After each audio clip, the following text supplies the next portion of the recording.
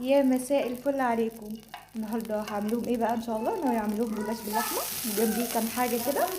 فيلا مع بعض نشوف هنعمل ايه. انا في الطاسه حاطه هنا معلقه سمنه بلدي مع شويه زيت، وهنزل بيهم باللحمه. نزلت باللحمه بتاعتي كده. تقدروا تنزلوا بالبصل الاول وبعدين اللحمه، بس انا بصراحه بحب انزل باللحمه الاول وبعدين البصل. معاهم ورقتين لورا، ضفت فلفل اسمر، وضفت كمان معلقه ونص من بهارات الشوربه. دلوقتي بقى هنزل بالبصل بتاعي، دول بصلتين. انا ضفت كزبره وكمون وفلفل اسمر تاني، وايه ده، دي حبايه حبهان البذور بتاعتها دقتها وبرده هضيفها كده. عشان بصراحه يا جماعه بحاول اتصالح مع اللحمه، يعني زي ما قلت لكم، فمش عايزه احس فيها باي ريحه خالص. قلت كل ده كده مع بعض، ودايما الريحه لحد دلوقتي حلوه الحمد لله.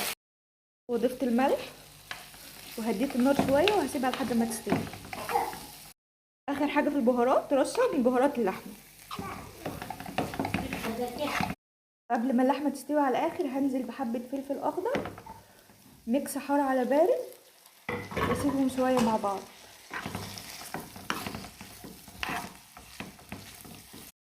يا جماعه انا شغاله في صينيه مدوره، حطيته كده وحطيت اللحمه هبتدي اعمل ايه بقى.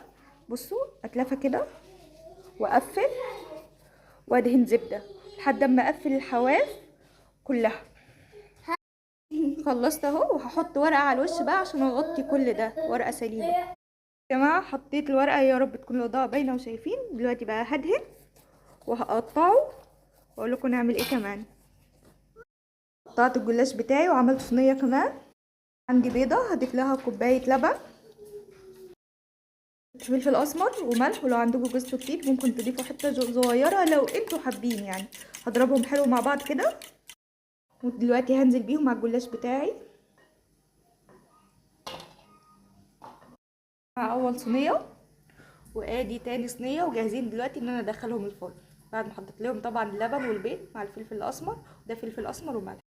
فضل معايا جلاش زياده، فقررت ان انا اعمل رولات الجلاش بالجبنه. عندي هنا جبنه بيضه وعندي هنا جبنه شيدر، وهضيف معاهم حبه فلفل اخضر الوان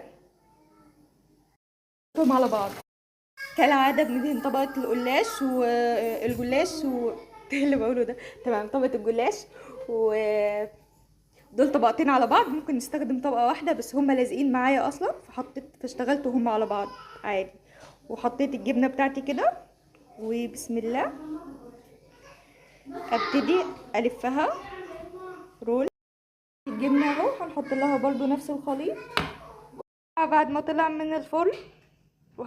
وهوريكم شكل الطبق في التقديم، بس قلت اوريكم في الصينية الاول. ايه رأيكم بقى؟ عملت جنبها مكرونة بطاطس محمرة والجلاش، وجنبه سلطه خضراء وسلطه طحينه. وده شكل الطبق بتاعنا. قولوا لي ايه رايكم بقى في الكومنتات. باي باي، اعملوا لنا لايك واشتراك وفعلوا الجرس، ومع السلامه. زي ما قالت لكم لوجي، لو عجبكم الفيديو ما تنسونيش بقى من اللايك والشير والاشتراك في القناه، مستنيه تعليقاتكم الحلوه في الكومنتات. سلام. باي باي باي باي.